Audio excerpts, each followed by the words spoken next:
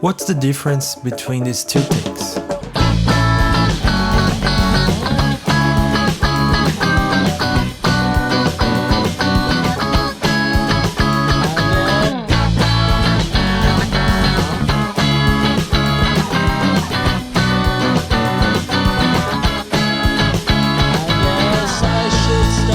Say my t-shirt? No, that's not it. But if you say the tuning, you're quite right. In these two takes, my guitar is tuned in E standard. So what does it sound different? The answer is the Hertz, and they may be why you can't sound like your favorite indie recordings. But don't worry, if you're like me and you like to play your favorite indie tunes alongside the original studio versions, I'm here to explain what you need to know about that and to reveal the secret of sounding like Looking Out For You by Joy Again and many other indie songs on your guitar. Looking Out For You is an indie alternative song by Joy Again, a band out of Philadelphia, Pennsylvania. The music video was released in December 2015, but the single was released in January 2016, making the song almost a decade old.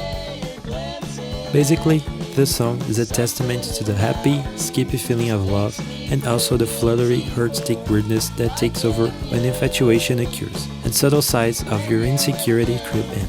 A gauzy love song dedicated to a secret crush. This is a love song for a girl who will never know it's about her.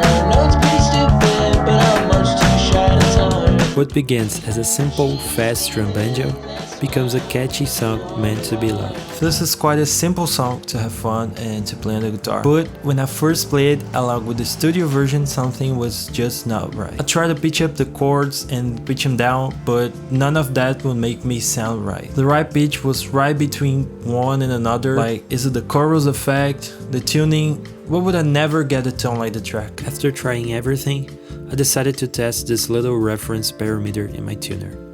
And that was it. I discovered the solution to all my problems. What used to be this became this. The standard tuning for our musical instruments worldwide today is 440 Hz, or A440. A Hertz, or Hz, is a unit of measurement for frequency, representing 1 cycle per second.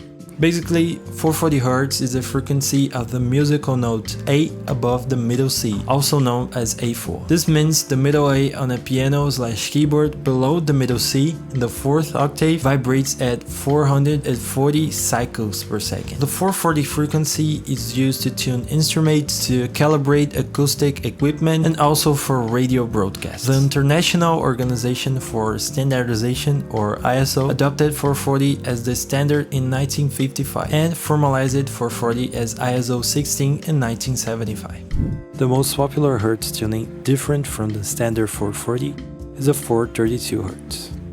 You probably heard about it, since there are so many videos and articles talking about that. But if you haven't, here's a summary. Just like the other one, this 432 Hz frequency is assigned to the note A. In this case, the middle A on a piano/keyboard below the middle C in the 4th octave vibrates at 432 cycles per second. All other notes are tuned according to it. It was widely used in Baroque music, especially vocal music. Because of tradition and perhaps lower bass frequency means the top C for the mezzo-soprano is also lower, and therefore the highest notes require less effort from the singer. Also, it seems to better fit the natural voice skills of many famous singers who prefer it, because the distances between the sounds are a bit smaller. The subject of tuning to 432 has been a hot topic for years. Proponents of tuning at 432 claim that is, the natural vibration or the frequency in which the world resonates. We could use a whole video to talk about this, and this is not the objective of today's video. So let's get back to our indie songs. Indie music originated in the 1970s in the UK as a do-it-yourself movement that rejected major record labels. At its core, the term indie refers to artists who make music independently without relying on big recording studios. Indie music, short for independent music, is characterized by several distinctive elements that contribute to its unique sound and aesthetic. The most used guitar effect to play indie is the chorus. The chorus effect is created by blending the vibrato effect with the original unprocessed signal. This combination produces a rich, expansive sound that gives the illusion of multiple guitarists playing simultaneously. The result is a synth-like, watery sound that adds depth and character, making clean guitar tones much more engaging. You can also hear some more dirty tones with overdrivers or boosters with a lower gain. Besides Looking Out For You, we have many other songs that are not in the 440 standards tuning. Artists like Vacations, Bane's World, and mainly Mac DeMarco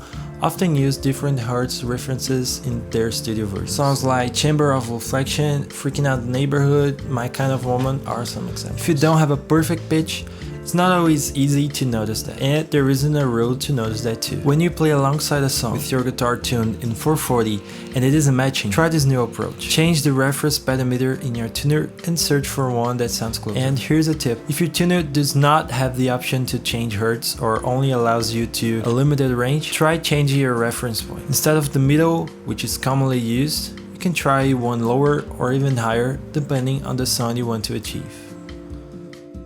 In this video, we mainly talked about 445 and 432 Hz tunings, but like I say, not every sound that sounds different will be in one of those two. My tip is to experiment and to test to find which Hertz tuning sounds closer to the sound you want to achieve. If none of that matches, maybe you can try a different tuning like a flat or something else. But what about you? Have you tuned your guitar in a different heads before? If not, I hope these tips can help you to sound like and to play your favorite songs and have a little more fun. Thank you for watching, and I'll see you in the next video.